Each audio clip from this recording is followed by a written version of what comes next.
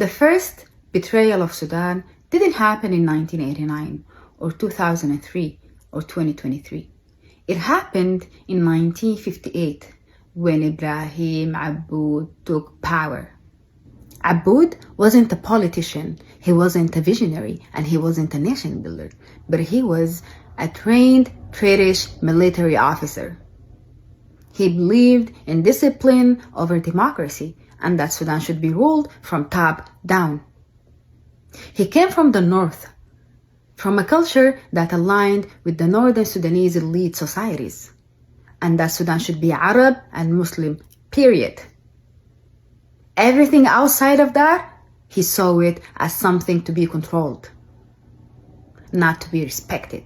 So in 1958, just 2 years after independence, Sudan was still learning how to build a civilian rule. Instead of supporting that, Aboud overthrew it. Sudan's first military coup. The moment that destroyed civilian rule. The moment the army learned it could take power with guns. And Sudan has suffered from it ever since. When Aboud looked at the south, he didn't see Sudanese citizens. He saw a threat to his Arab Islamic project. So he launched a full-scale assault on identity. He banned local languages. He forced Arabic in every school. He expelled priests and teachers. He shut down Christian missions. He replaced educators with soldiers. He turned the whole South into a military zone. This wasn't a nation building, it was a cultural violence. So when the Southerners resisted the forced Arabization, Aboud's regime responded with brutality. Villages burned, public hangings, leaders arrested, disappearances, mass displacement. The South always remembers Aboud's era as the time the army ruled everything. While this was happening in the south, look at the west. Darfur, Nuba Mountains, and Kordofan. These were powerful regions with kingdoms, history, and culture. But Aboud looked at them like a backyard. A place for soldiers, a place for taxes, a place that didn't deserve investment or representations.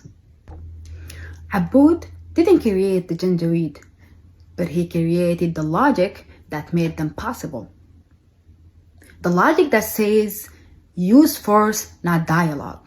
Suppress identity. If civilians resist, punish them. If a region is poor, leave it, it's not important. And if there is a conflict, militarize it.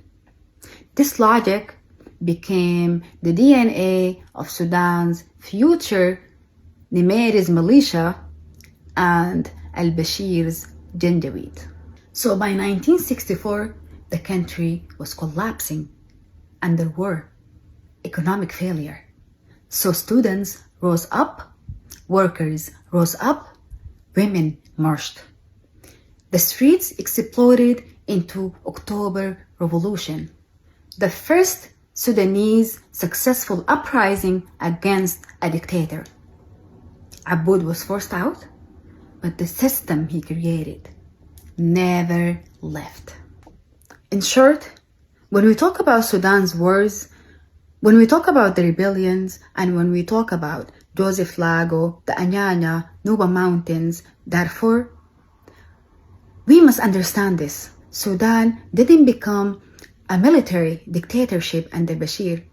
Sudan became a military dictatorship under Aboud. He is the beginning of the cycle. He is the blueprint. He is the architect of the identity violence, marginalization, and the militarization that Sudan is still plead from today. He didn't rule Sudan. He betrayed the idea of Sudan. And in the next part, we're going to talk about the next major player, Ja'far al-Nimeri.